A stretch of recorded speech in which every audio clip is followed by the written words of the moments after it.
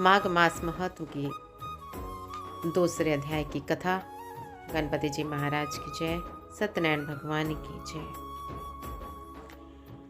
राजा के ऐसे वचन सुनकर तपस्वी कहने लगा कि राजन, भगवान सूर्य बहुत शीघ्र उदय होने वाले हैं, इसलिए यह समय हमारे लिए स्नान का है, कथा का नहीं। सो आप स्नान करके अपने घर को जाओ और अपने गुरु श्री वशिष्ठ जी से इस महात्म को सुनो।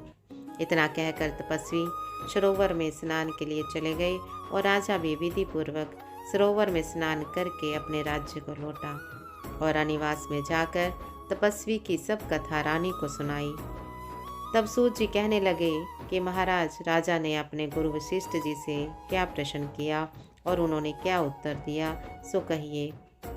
व्यास जी कहने लगे कि हे सूत जी, राजा दिलीप ने रात्रि को सुख से सोकर प्रातः समय ही अपने गुरु वशिष्ठ जी के पास जाकर उनके चरणों को छूकर प्रणाम करके तपस्वी के बतलाए हुए प्रश्न को अति नम्रता से पूछा कि गुरुजी, आपने आचार, दंड, नीति, राज्य, धर्म तथा चारों वर्णों के चारों आश्रमों को क्रियाएं, दान और उनके विधान, यज्ञ और उनकी विधियां, व्रत उनकी प्रतिष्ठा तथा भगवान विष्णु की आराधना अनेक प्रकार से तथा विस्तार पूर्वक मुझको बतलाई है।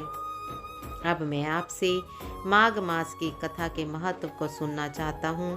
सो हे तपोधन, नियम पूर्वक इसकी कथा, इसकी विधि मुझे समझाइए। गुरु वशिष्ठ जी कहने लगे कि हे राजन, तुमने दोनों लोकों के कल्याणकारी, वनवासी तथा गृहस्थियों के अंतःकरण को पवित्र करने वाले माघ मास के स्नान का बहुत सुंदर प्रश्न किया है।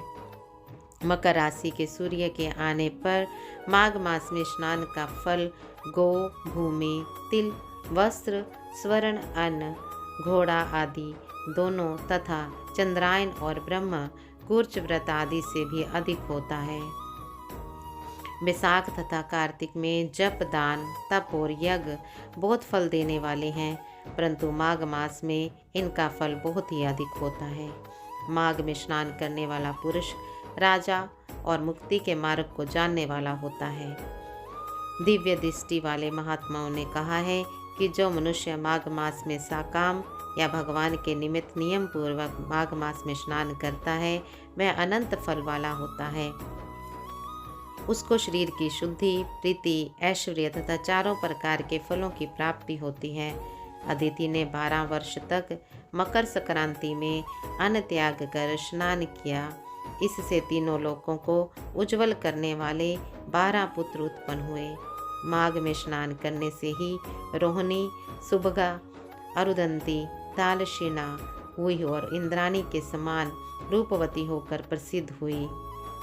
जो माघ मास में स्नान करते हैं तथा देवताओं के पूजन में तत्पर रहते हैं, उनको सुंदर स्थान, हाथी और घोड़ों की सवारी तथा दान को द्रव्य प्राप्त होता है और अतिथियों से उनका घर भरा रहता है और उनके घर में सदा वेद ध्वनि होती रहती है। वह मनुष्य धन्य है जो माघ मास में स्नान करते हैं, दान देते हैं तथा व्रत और नियमों का पालन करते हैं। और जो दूसरों के पुण्य क्षीण होने से मनुष्य स्वर्ग से वापस आ जाता है, परंतु जो मनुष्य माघ मास में स्नान करता है वह कभी स्वर्ग से वापस नहीं आता। इससे बढ़कर कोई नियम, तप, दान पवित्र और पाप नाशक नहीं है।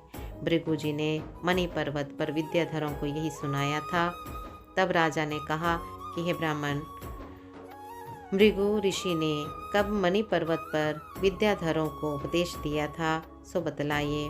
तब ऋषि जी कहने लगे कि राजन, एक समय 12 वर्ष तक वर्षा न होने के कारण, सब प्रजा क्षीण होने के कारण संसार में बड़ी उद्विग्नता फैल गई।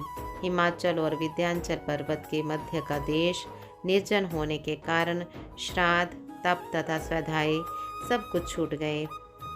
सारा लोक विपत्तियों में फंस गया, प्रजाहीन हो गई, सारा भूमंडल फल और अन्न से रहित हो गया।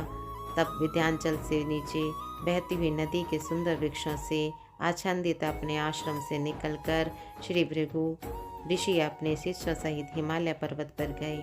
इस पर्वत की चोटी नीली और नीचे का हिस्सा सुनहरी होने के सारा पर्वत पीताम्बरधारी श्री भगवान के समान लगता था। पर्वत के बीच का भाग नीला और बीच बीच में कहीं कहीं सफ़ेद स्फटिक होने से तारों से युक्त आकाश जैसे शोभा को प्राप्त होता था। रात्रि के समय वह पर्वत दीमकों की तरह चमकती हुई दिव्य औषधियों से पूरित किसी महल की शोभा को प्राप्त होता था।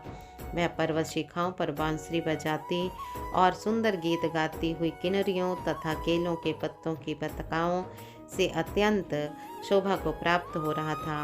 वह पर्वत नीलम, पन्नास, पुखराज तथा उसकी चोटी से निकलती हुई रंग बिरंगी किरणों से इंद्रधनुष के समान प्रतीत होता था। स्वर्ण आदि सब धातुओं से तथा चमकते हुए रत्नों से चारों ओर फैली हुई अग्नि ज्वाला के समान शोभायमान था। इसके कंदराओं में काम पीड़ित विद्याधारी अपने पतियों के साथ आकर रमन करते थे और गुफाओं में ऐसे ऋषि मुनि जिन्होंने संसार के सब कलेशों को जीत लिया है, रात दिन ब्रह्म का ध्यान करते हैं और कई एक हाथ में रुद्राक्ष की माला लिए हुए शिव की आराधना कर रहे हैं। पर्वत के नीचे भागों में जंगली हाथी अपने बच्चों के साथ खेल रहे हैं तथा कस्तूरी वाले रंग बिरंगे मृगों के झुंड इधर उधर भाग रहे हैं। यह पर्वत सदा राजहंस तथा मोरों से भरा रहता है।